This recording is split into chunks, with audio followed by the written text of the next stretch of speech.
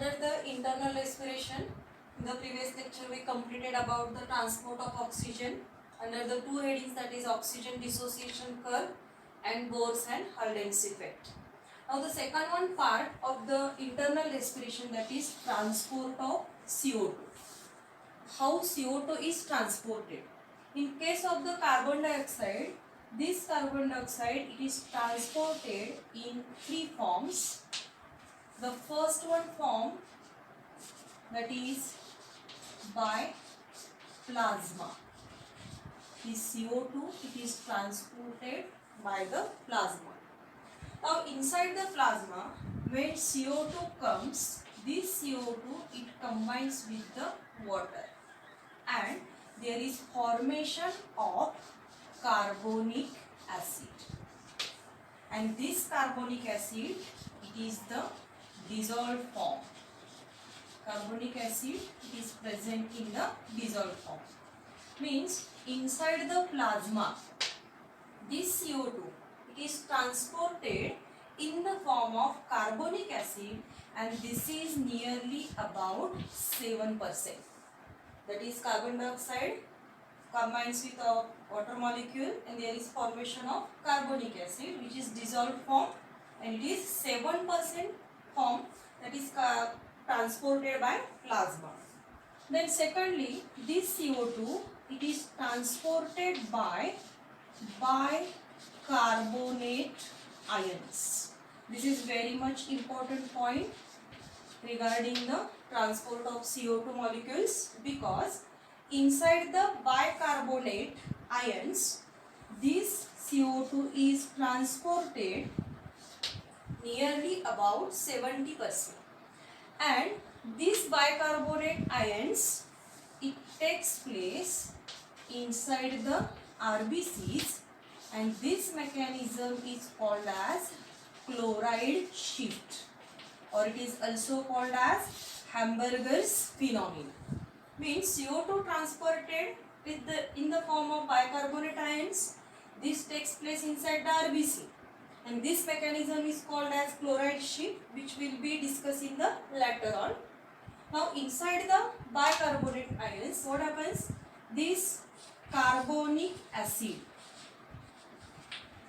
in the presence of an enzyme carbonic anhydrase, which is the enzyme carbonic anhydrase, and in the presence of zinc, this carbonic acid, it dissociates into H plus ions and bicarbonate ions.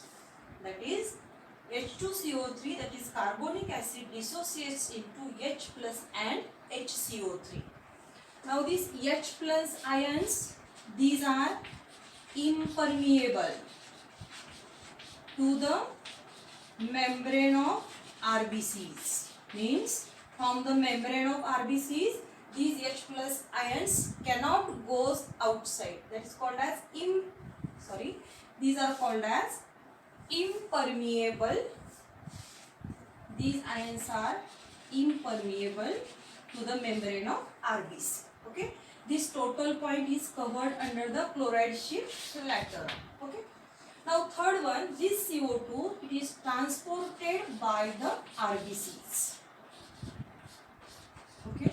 When this CO2, it comes into the RBC, it combines with the water, and there is formation of, in case of the CO2, this combines with the hemoglobin. Which component? Hemoglobin.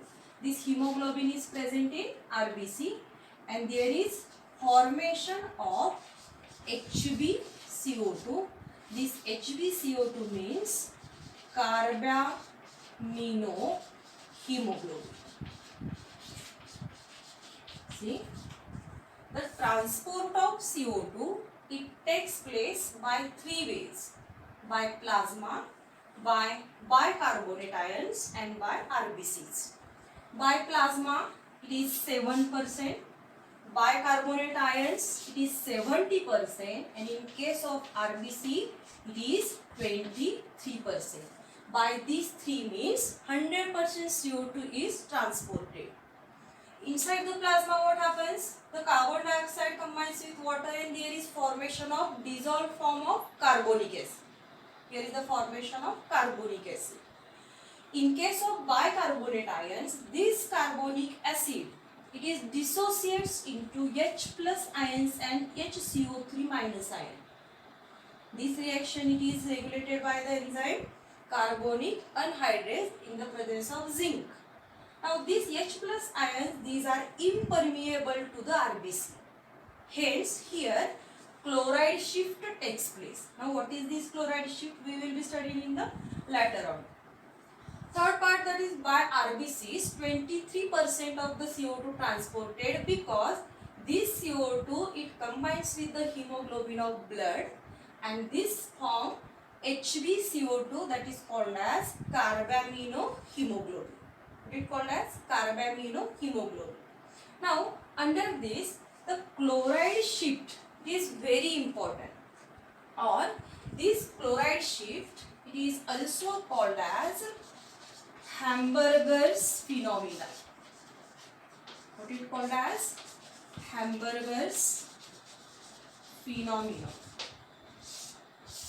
or in simple words it is called as chloride ion shift or chloride shift. Okay. Now what is this chloride shift? For better understanding of this, we consider the three factors. First one factor is, here we consider tissue. Okay, first factor is tissue. Second one factor we considered as, this is RBC. What is this? RBC. And here we considered that this is blood. Okay, this one is blood. Now this tissue which consists of CO. What it consists of? CO2. Now in this tissue whatever the CO2 is present, this CO2 when comes in the blood, here is the CO. Okay.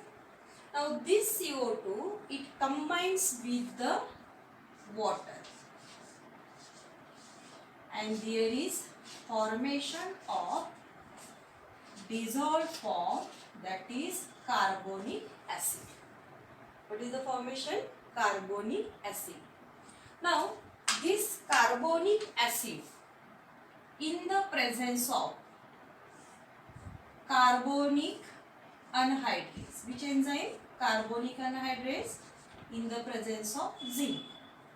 This carbonic acid it is dissociates into H plus and HCO3 minus.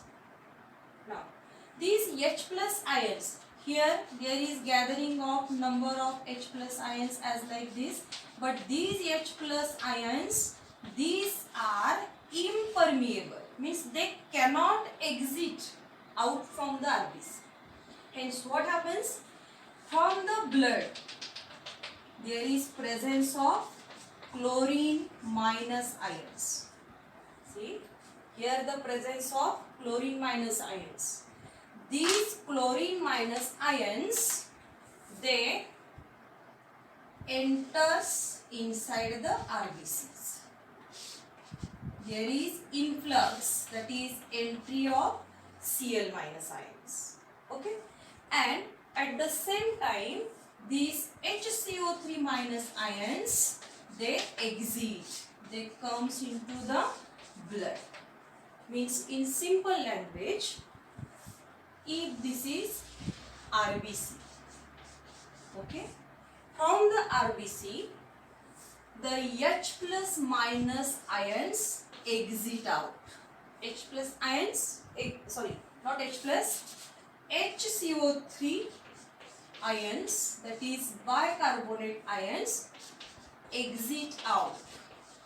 Okay, and it will takes place only when there is entry of Cl minus ions. when Cl minus ions enters inside the RBCs, at that time this HO3 minus ions goes out. This is called as chloride shift. Means if you want to define the chloride shift, means it is the entry of chlorine ions. When we define chloride shift, what we called it as? Chloride shift means entry of chlorine ions inside the RBCs and exit of the bicarbonate ions. And this takes place for which purpose? For the maintenance of ionic and electric equilibrium inside the blood. This is called as chloride shift. Chloride shift simple meaning entry of chlorine ions inside the RBC, and at the same time there is exit out of bicarbonate ions, and this will be happen for which purpose? For the maintenance of ionic and electric balance. This is called as chloride shift, or it is explained by the scientist Hamburger. Hence it is called as Hamburger's phenomenon. Okay. In case of the transport of CO2, you have to remind these micro notes, and this chloride shift, it is well explained with the help of this diagrammatic representation. Thank you.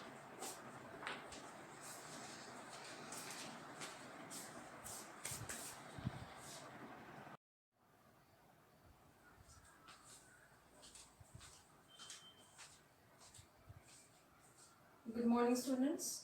In the last two lectures, under the mechanism of respiration, the first point is breathing. Under the breathing, we studied about the inspiration and expiration.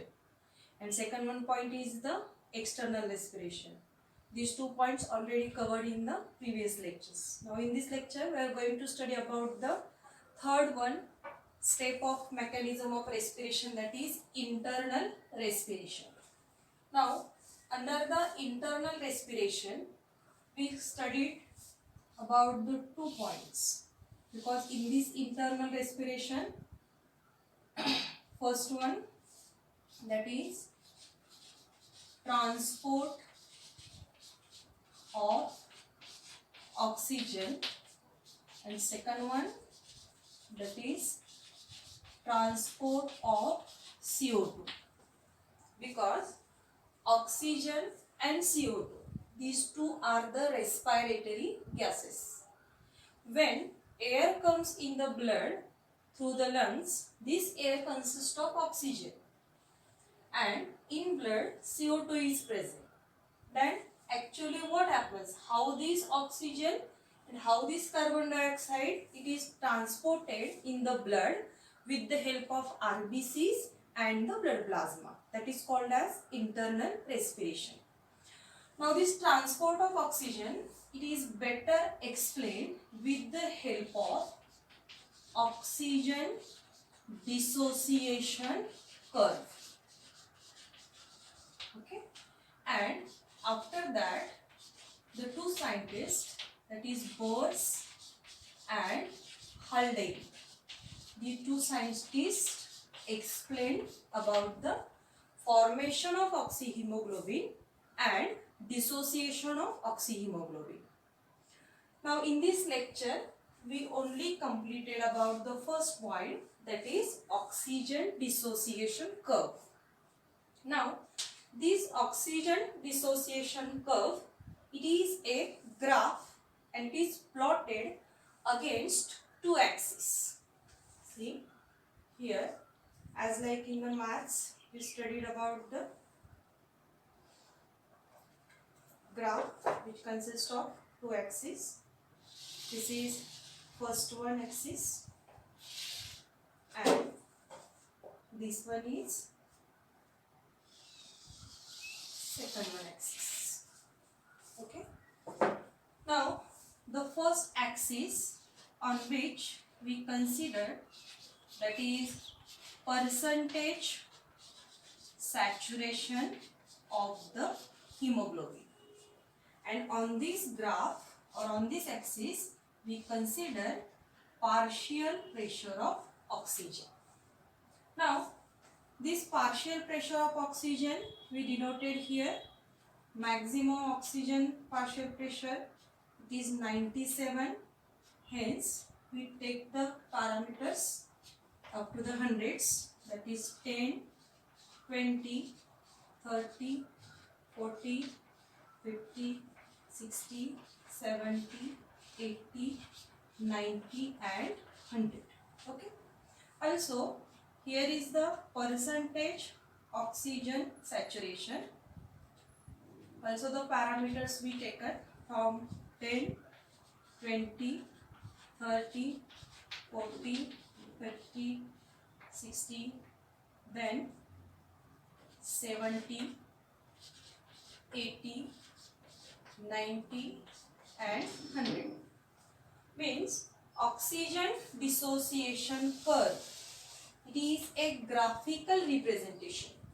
What is it? It is a graphical representation, and in this graphical representation we consider that there is two parameters. These two parameters are, first one parameter is percentage saturation of hemoglobin. It is plotted against the partial pressure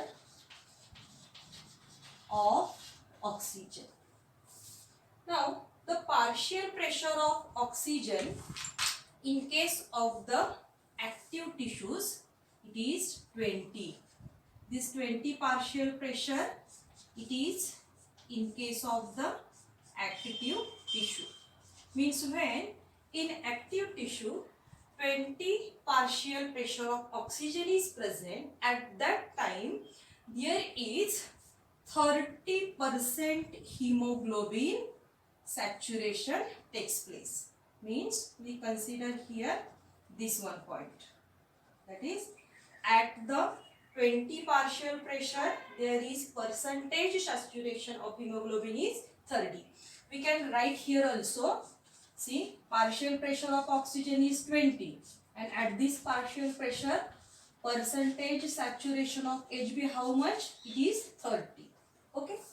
Then in case of the 40 partial pressure of oxygen, it is present in deoxygenated blood.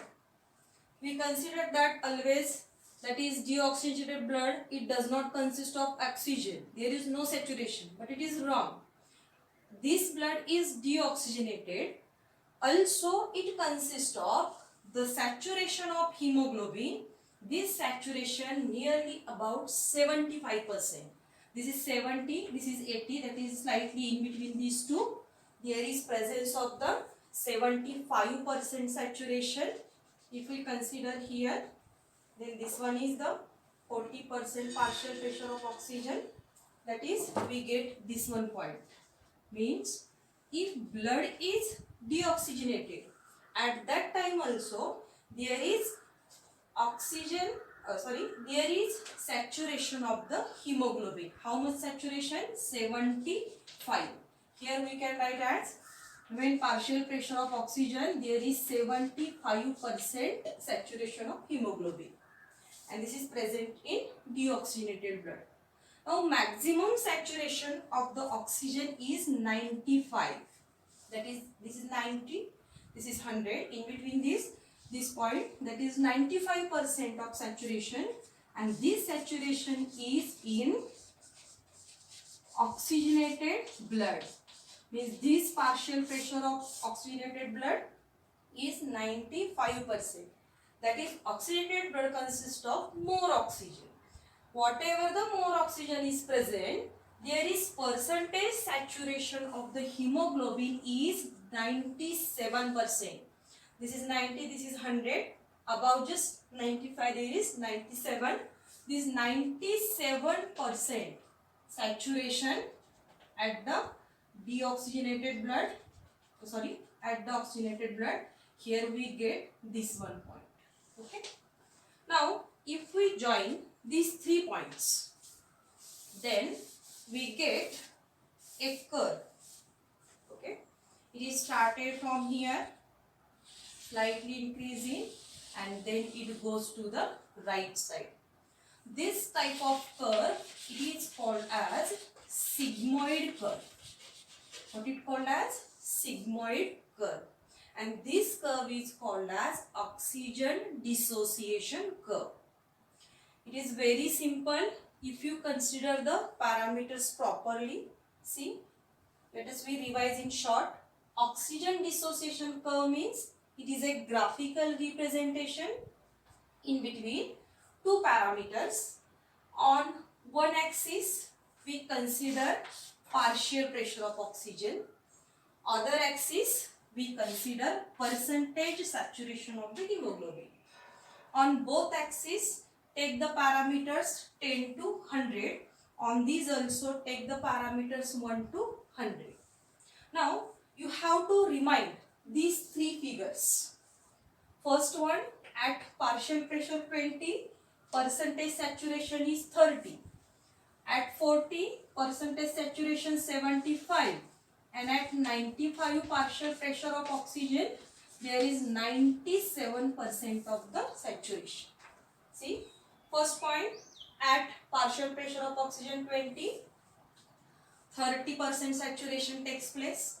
This is in active tissue. At 40 partial pressure of oxygen in deoxygenated blood, there is 75% saturation takes place. And at 95 partial pressure of oxygen, 97% saturation takes place. And when we join this point, we get sigmoid curve. This sigmoid curve is called as oxygen dissociation curve. Now, in case of the oxygen dissociation curve, the two factors takes place. That is, in case of the formation of oxyhemoglobin. One step is that there is formation of oxyhemoglobin. And second one step is dissociation of oxyhemoglobin. Oxyhemoglobin form होता है और फिर oxyhemoglobin dissociates होता है. These both steps, these are explained by the two scientists called as Bohr and Haldane, and this effect is known as Bohr and Haldane effects. It will be studied in our next lecture. Thank you.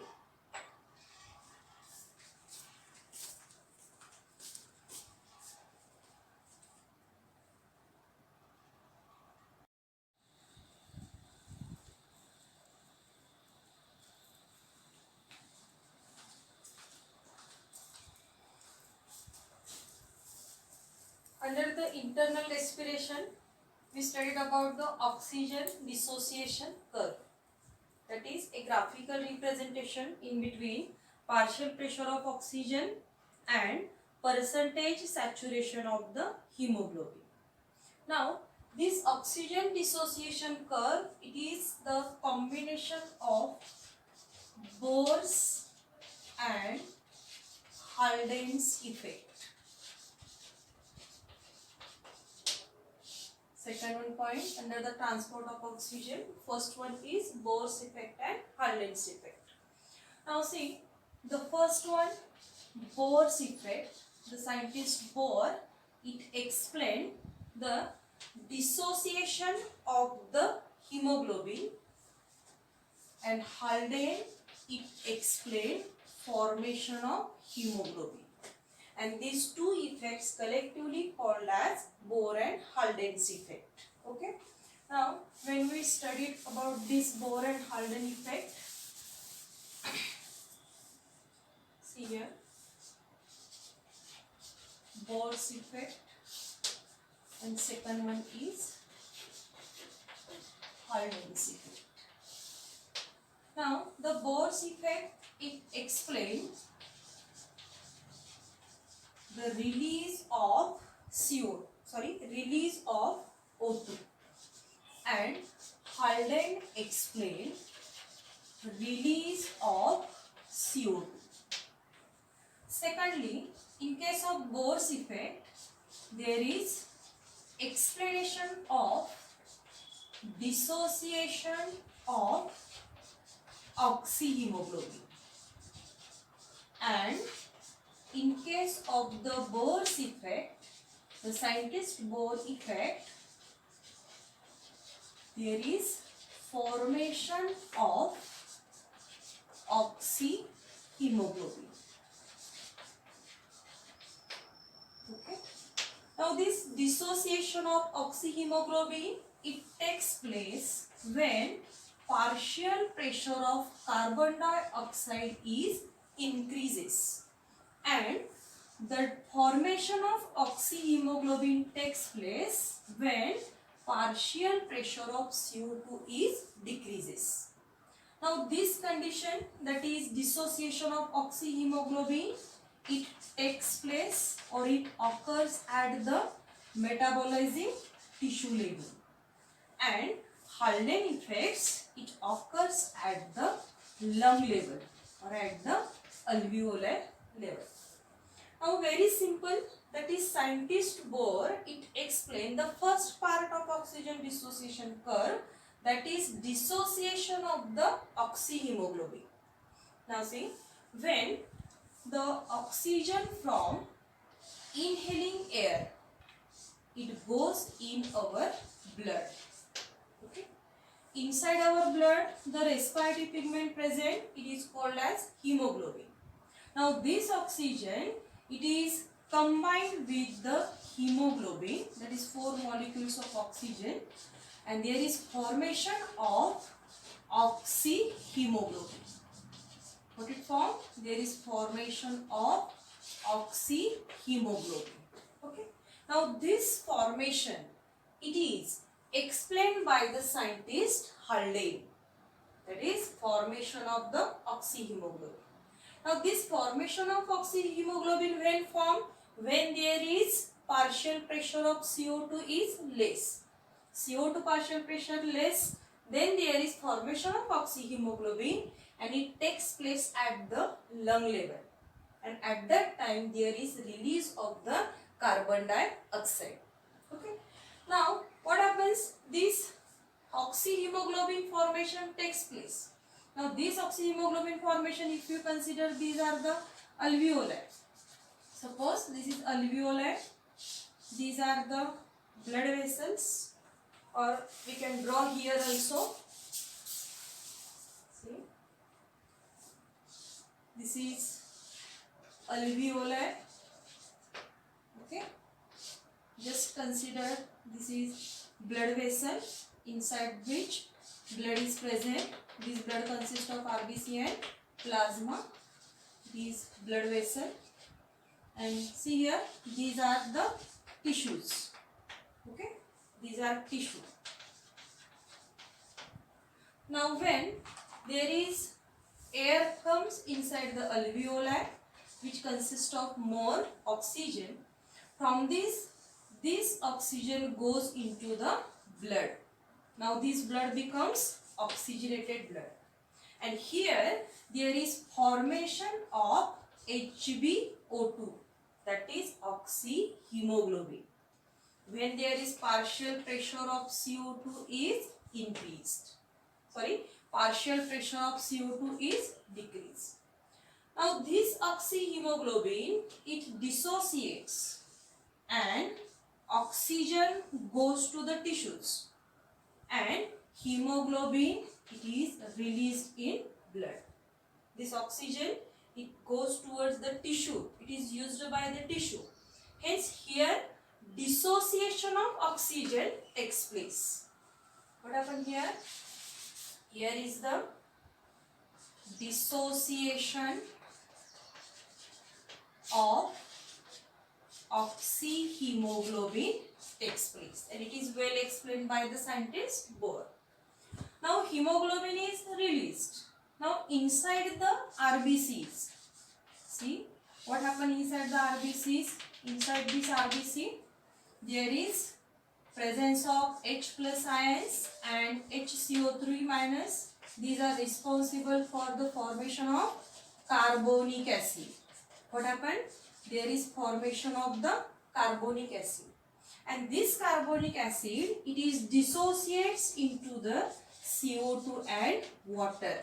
Now this CO2, it is released. See this CO2 inside the RBC, there is carbonic acid present, it dissociates into water and CO2. Now this CO2 which is present in blood, and this CO2 it is released, that is called as release of CO2 explained by the Haldane.